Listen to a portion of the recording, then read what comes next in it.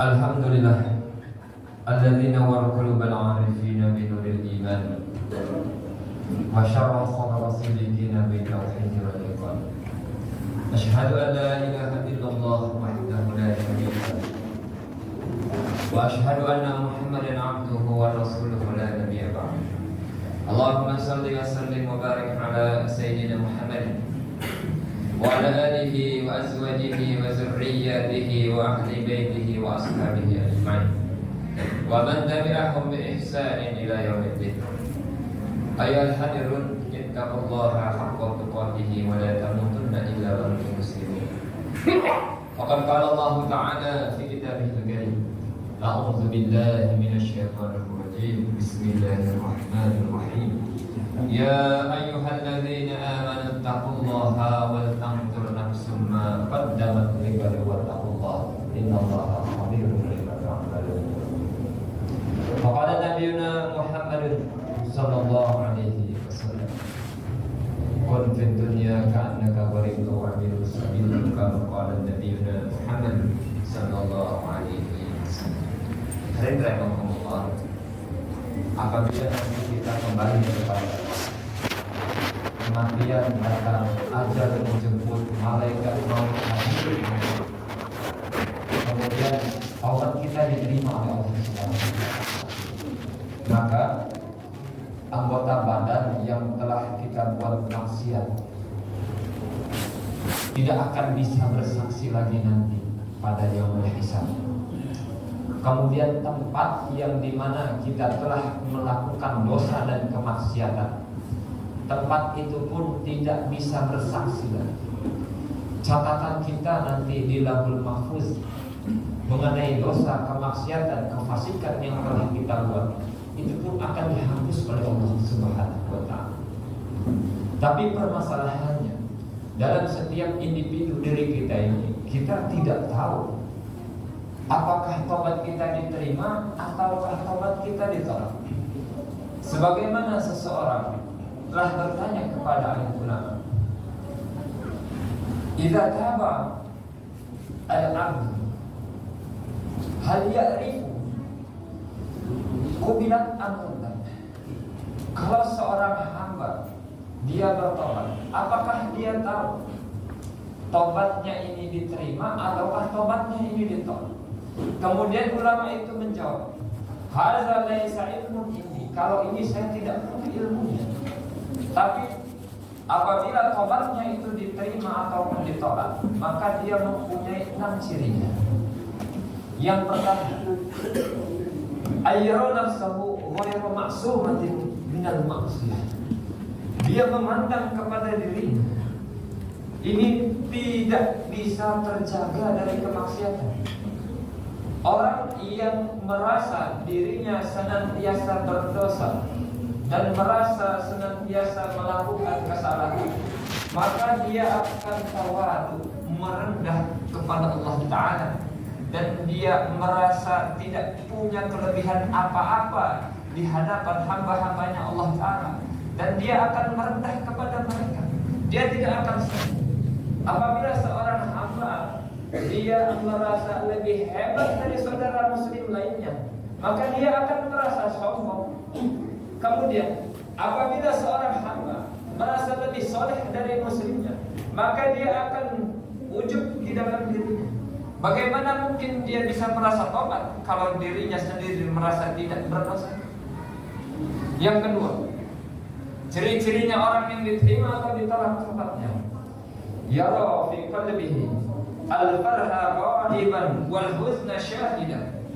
Dia melihat di dalam hatinya senang dengan perkara yang gaib, kematian gaib, kemudian yaumul mahsyar juga gaib, siksa di dalam kubur gaib, nanti kita akan dikumpulkan di dalam penghisaban itu pun gaib. Kematian kenapa digaibkan oleh Allah Ta'ala? Setiap individu tidak mengetahui jadwal kematiannya, supaya setiap diri kita ini senantiasa berjaga-jaga, bersedia selalu dalam setiap waktu menghadapi kematian yang akan datang kepada dirinya. dan senantiasa setiap hari dia mau bertobat kepada Allah dan meminta ampun kepada hamba-hamba Allah, meminta halal atas kesalahan yang telah dia lakukan. Kemudian lalu dia pun sedih dengan apa sesuatu yang hadir dalam dirinya. Jangan-jangan dunia yang saya punya nanti akan menjerumuskan saya ke dalam nerakanya Allah. Jangan-jangan nanti pangkat yang saya miliki, pangkat ini pun akan menjerumuskan diri saya dalam azabnya Allah Subhanahu wa ta'ala. Maka dia pun bersedih. Yang ketiga, yuqarribu ahlal khair wa yub'idu ahlal syarr. Dia mendekati orang-orang ahli kebaikan dan menjauhi orang-orang ahli keburukan. Nabi sabdakan, innal mar'a ala dini khalilihi. Sesungguhnya seseorang itu tergantung agama temannya. Kenapa kita bisa bermaksiat? Kenapa kita bisa maling? Kenapa kita bisa korupsi? Karena kita berteman dengan orang-orang yang jelek. Kenapa kita sering memandang keburukan orang lain, sering menggibah kepada keburukan orang lain? Karena kita bergaul dengan orang-orang yang buruk. Hari rahmatullah. Maka jauhi orang-orang yang tidak bisa membuat kita jadi orang taat. Apabila di kampungnya dia tidak bisa jadi orang yang taat karena di sana berkumpul orang yang bermaksiat, pindah dari kampung tersebut. Apabila pekerjaannya tidak bisa membuat dia jadi orang taat karena lingkungannya maling semua, maka dia pun harus cari pekerjaan lain yang bisa menyelamatkan harta dia, mencari harta yang halal, tidak tercebur ke dalam perkara yang haram. Kenapa? Orang yang makan makanan yang halal tidak akan diterima amal ibadahnya, baik yang sunnah ataupun yang fardu. Apabila dia berhaji dengan harta yang haram, kemudian mengucapkan labbaik, maka malaikat akan menjawab la labbaik, hajjuka mardudun, haji kamu ditolak. Kalau kalian umrah dengan harta yang haram, umrah mardudat, umrah kamu ditolak. Maka perhatikan sungguh-sungguh. Kulu minat thayyibati wa'malu sholihan. Makan yang baik, yang halal, kemudian beramal soleh. Jangan masukkan harta yang haram dalam perut kita. Jangan masukkan harta yang haram ke dalam perut keluarga dan istri kita. Maka mereka akan susah mentaati perintah Allah Subhanahu wa ta'ala. Yang keempat, hadithullah. Yara al-qalil min ad-dunya katsiran wa yara al-katsira min 'amal al-akhirah qalilan. Dia memandang sedikit dari keduniaan yang ia miliki, dia anggap banyak. Tapi dia memandang banyaknya amal akhirat yang dia telah lakukan, dia anggap sedikit. Hari ini kita tidak begitu, hari ini. Kalau harta merasa kurang, padahal sudah banyak dia punya tabungan, tapi senantiasa merasa kurang. Benarlah sabdanya, manusia ini apabila diberi 2 lebah emas, dia akan 1 lebah yang ketiga. Kapan manusia akan puas? Ketika tanah kuburan disumpal ke dalam mulutnya, barulah dia akan puas. Maka perhatikan mereka. Tapi kita merasa puas dengan amal akhirat dan kita merasa banyak. Padahal berapa banyak kita telah memperbaiki sholat kita, berapa banyak kita telah mengobati penyakit hati kita, yang mana penyakit hati ini sangat sulit disembuhkan kalau kalian tidak tahu bagaimana cara menyembuhkannya. Penyakit jasad tidaklah sembuh-sembuh, maka kematian akan menyembuhkan penyakit jasad tersebut. Tapi penyakit hati kita ini, takabur, riya, ujub, hasad, hirs, rakus kepada dunia, tamak, mengharapkan harta orang lain, mengharapkan pemberian orang lain. Apabila terbawa kepada kematian, maka siksa pun akan berlanjut setelah kematian. Alhamdulillah. Kemudian yang kelima, yara qalbahu mushtaqilan bima damina min Allah Ta'ala fariqan amma damina Allah min. Dia memandang kepada hatinya, sibuk dengan perkara yang Allah Ta'ala wajibkan. Salat wajib, puasa wajib, maka dia ingin memperbaiki salatnya supaya salatnya bisa memperbaiki dia kepada Allah Ta'ala, memperbaiki amalnya kepada Allah Ta'ala. Akhlak yang bagus wajib hari itu, menghilangkan penyakit hati wajib hari itu. Maka dia pun mau memperbaiki kehidupannya.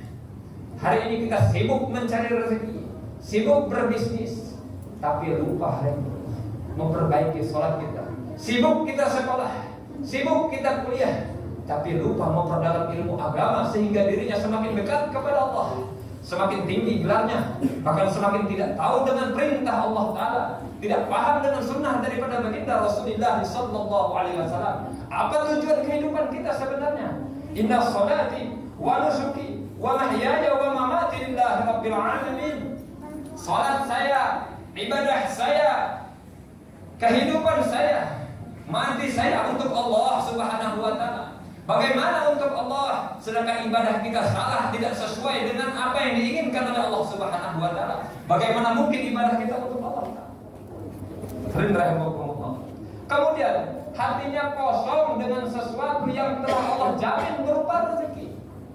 Rezeki adalah jaminan Allah.